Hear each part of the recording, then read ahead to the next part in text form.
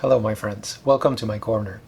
A few years ago, I came across the name of the German philosopher, theologian, and mystic Johannes Eckhart in a book by Erich Fromm.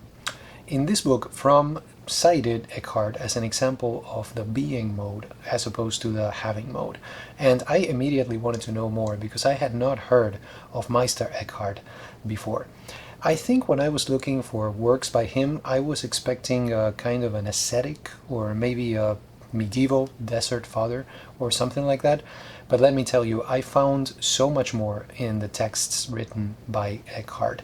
So today what I wanted to do is to share with you some impressions on this collection that I have right here, published by Penguin, titled Selected Writings of Meister Eckhart, edited by Oliver Davis. So the first thing that I would like to do is to share with you what contents you're going to find in this book, because it includes many different texts by Johannes Eckhart. It has the Talks of Instruction, the Book of Divine Consolation, On the Noble Man, and then 30 German sermons and 4 Latin sermons. And if you ask me, the texts that were the most inspiring to me were the first one, so the Talks of Instruction, and then the German sermons. Now, this book, I did not underline a single sentence or a single word, actually, because primarily this book belongs to my mother. Okay, I notice that I rarely underline books. Most of the time when I do, it is books of nonfiction and sometimes even spiritual reading like this one.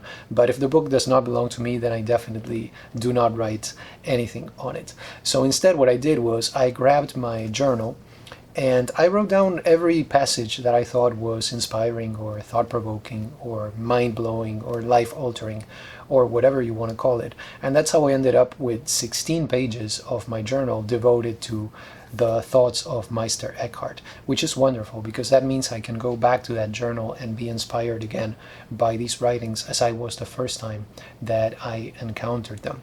There is actually only one other book on mysticism that has yielded so much fruit for me, but that is something that I would like to explore in a future video, so that is something to look forward to. There are many things that we could say about Meister Eckhart and many ways that we could start to talk about his work, but I wanted to start with this, the connection that many people have found between Eckhart and Eastern philosophy. I absolutely love Eastern philosophy, and I have been studying Eastern philosophy for over 20 years now. Okay, so it's actually been a while. You're like, Jorge, you're over 20? Yes, I am. I am over 20, okay? I just turned 21 a couple of days ago. Anyway, the connection is definitely there between Eckhart and Eastern philosophy, and I do want to acknowledge that what I would like to do is to focus on two things or 2 points of affinity, if you will, between Eckhart and Eastern philosophy, and then to move on to explore his work, actually. So the first point of affinity, I would say, is maybe the cryptic formulation of some of the assertions that you're going to find here. So I guess in that context, you could maybe draw a comparison between the way that Eckhart expresses himself and maybe Zen Buddhism sometimes. Okay, so this needs qualifiers all the time. And then the second point that I want to emphasize when it comes to the connection between Eckhart and Eastern philosophy is the idea that the individual soul can attain union with God. Okay, so those are the two main points that I find in this aspect of his work. And by the way, the second idea, this idea that it is possible for man to become God or for human beings to become God is nothing new to Eckhart, even in the context of Christianity, because this is an idea that St. Augustine had formulated before. And actually Eckhart quotes him directly.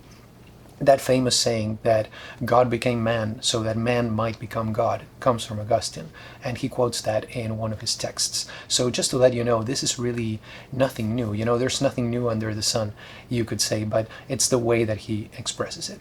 So when it comes to actually entering the world of Eckhart, what I wanted to do is I wanted to present to you 3 key concepts that I found in his work based on this anthology that I read. So that's the way we're going to approach his work and his thought.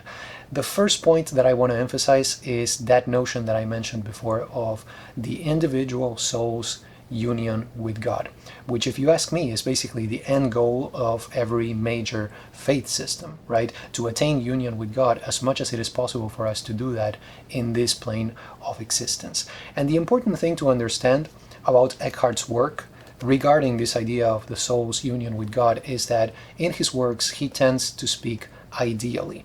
This is something that the translator and editor Oliver Davies points out in the great introduction that you can find in this book. So this is something that he might say, and I want to share some quotes with you.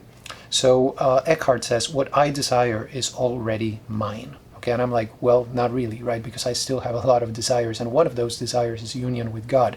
But once again, he is speaking ideally, right? You can see a connection with Buddhism there, actually. What I desire is already mine.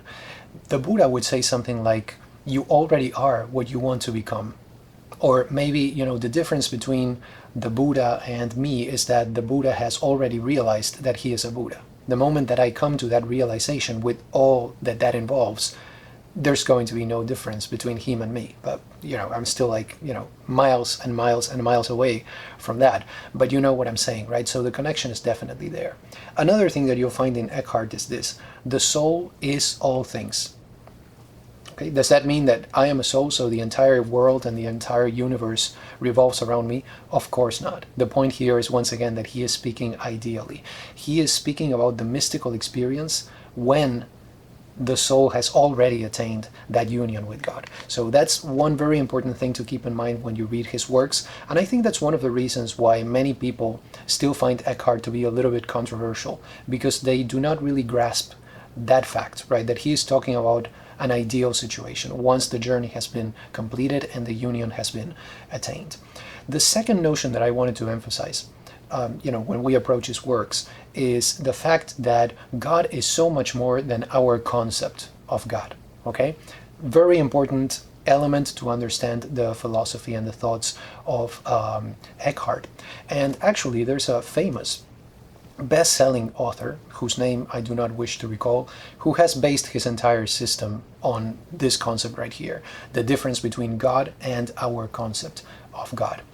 I was thinking of something completely different as I read this idea in Eckhart, which is Confucius's thought, right? Confucius would say something like, I am reluctant to speak about God because even the things of this world, many times, or maybe even most of the time, we cannot even understand.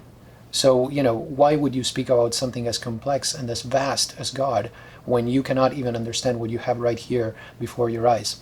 Well, on the other hand, Eckhart does talk about God. But what he wants us to remember is that our language, by its very nature, has limitations. Remember that passage from Hamlet? He says, there are more things, etc., etc. So language is limiting, right? And we have to keep that in mind. He doesn't want us to turn God into a question of semantics. There are many things in our lives that are going to be a question of semantics because we are human beings and we are in a way bound by language. I was also thinking here of that famous quote by Wittgenstein. He said, "The limits of my language are the limits of my world." And that is definitely true. We are limited by language and our language is imperfect. So I think when it comes to spiritual things, we are in a way invited to, as much as that is possible, transcend language, because language has its limitations, and that is something that we just have to accept.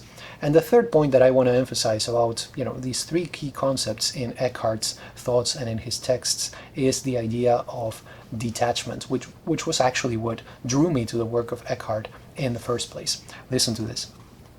No one owns the world as much as those who have given up the whole world. Okay?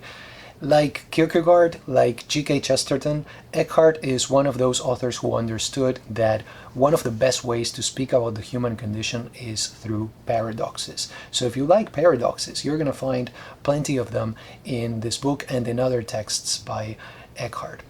You may remember that problem that Kierkegaard talks about in The Sickness Unto Death. He says that one of the problems of the human condition basically is that we want to be ourselves instead of being what we actually are. And you listen to that and you think, does that even make sense? That is definitely a paradox right there. But that is the very nature of paradox. These are statements that just apparently defy logic. But if you think about them, there's a lot of logic to them. Listen to Eckhart here. Something, similar to what I just mentioned to you from Kierkegaard. We shall never rest until we become what we have always been in him. So why do you have to become something that you have always been? That's the nature of paradox. And once again, there's plenty of that here. But I think the idea of detachment, the idea of renunciation is something very positive, even beyond the spiritual life. I think by renunciation, what ultimately we hope is that by detaching ourselves, by renouncing everything, 2 words, we will attain everything. 1 word with a capital E. That is something that I got from Eckhart, and that was very inspiring to me. So those are my 3 concepts when it comes to approaching the work and the thought of Meister Eckhart. I do want to say that he is an author that is very easy to misread and to misinterpret. Let me share one statement with you so that you can see what I mean by that. People should not worry so much about what they do, but rather about what they are. I'm sure you can see the dangers of somebody taking that out of context, okay? People should not worry so much about what they do, but rather about what they are. And somebody might say, okay, does that mean that I can do whatever the heck I want? No, it doesn't. Okay, no, it doesn't. The point here is that in its proper context, a statement like this one from Eckhart is really a reformulation of that old Augustinian adage that goes, love God and do what you will. Okay, in this plane of existence, basically, we are known by our actions. So, as the existentialist understood, which is not surprising because this is an idea that comes from Kierkegaard and that came from many people before him, we really are what we do, right? So, if you are good, if you truly are good, you are necessarily going to do good. And that's basically the whole idea behind this. But you can see once again why or how some people might come to misinterpret Eckhart. And I think in this point, when you think about the ways that it is easy to misinterpret something, basically how we choose to read Eckhart tells us a lot about ourselves and about our own state or our own stage in the journey, right? And you may ask me, well, Jorge, isn't that true of any author, right? Any author that you read can tell you as much. And I would say, yes, that is definitely true. How you choose to read a text tells you a lot about yourself. And that is one of the, many amazing things about reading, if you ask me. There is plenty of quotable material in this book by Meister Eckhart, and I want to share with you some quotes that I wrote down just so that you get an idea of his style and the kind of statement that he makes. Listen to these, okay? The first one I have here. God is a word, an unspoken word. God is a word that speaks itself. Okay? Here's another one. The eye with which I see God is exactly the same eye with which God sees me. This is very, very deep. Okay, something to really, really try to digest.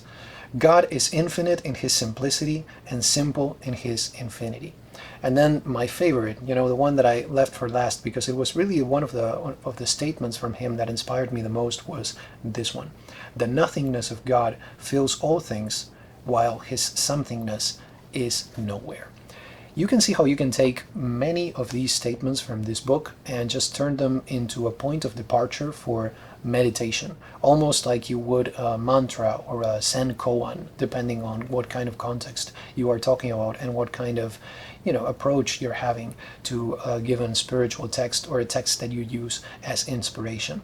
But let me tell you this, the more you read and the more you meditate on these ideas, the more that you will understand as you continue to read Eckhart. He's just one of those authors that in order to understand, you need to keep reading and you need to, as much as it is possible, to assimilate the text and the thoughts that are being communicated to you. So there is great amplitude here, but there is also great orthodoxy in the works of Meister Eckhart. Eckhart is similar to Augustine in that he tried to reconcile Neoplatonism, and Davis points out in the introduction that it was particularly Proclus that he was trying to reconcile with Christianity. And if you ask me, I prefer this branch of theology to Aquinas's Aristotelian one. That is just completely a matter of preference to me. It's just that this kind of theology, the one that is derived from Neoplatonism and from Platonism, right, speaks a lot more to me. But I would say that at the core, right, at the core of his understanding, what you're going to find is the belief that God wants us desperately. It's just that we choose not to open the door at the moment. You know what Augustine said, I want to be a saint, but just not right now. Just give me some time. And of course I am paraphrasing. I always paraphrase. That's one thing about me. I don't have a lot of things memorized in my head, to be honest with you.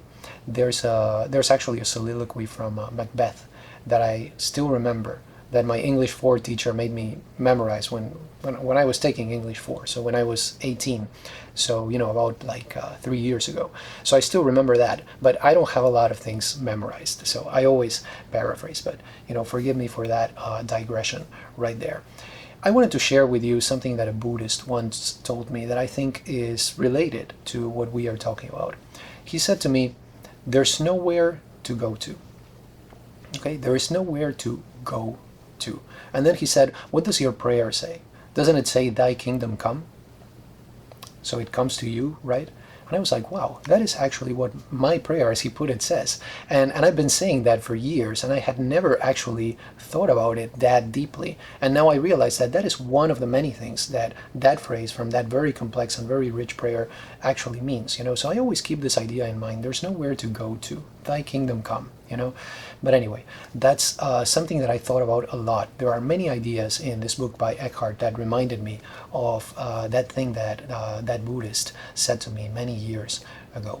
So just the fact that Eckhart has been linked to so many different philosophical, theological, and faith systems just tells you a lot about his amplitude.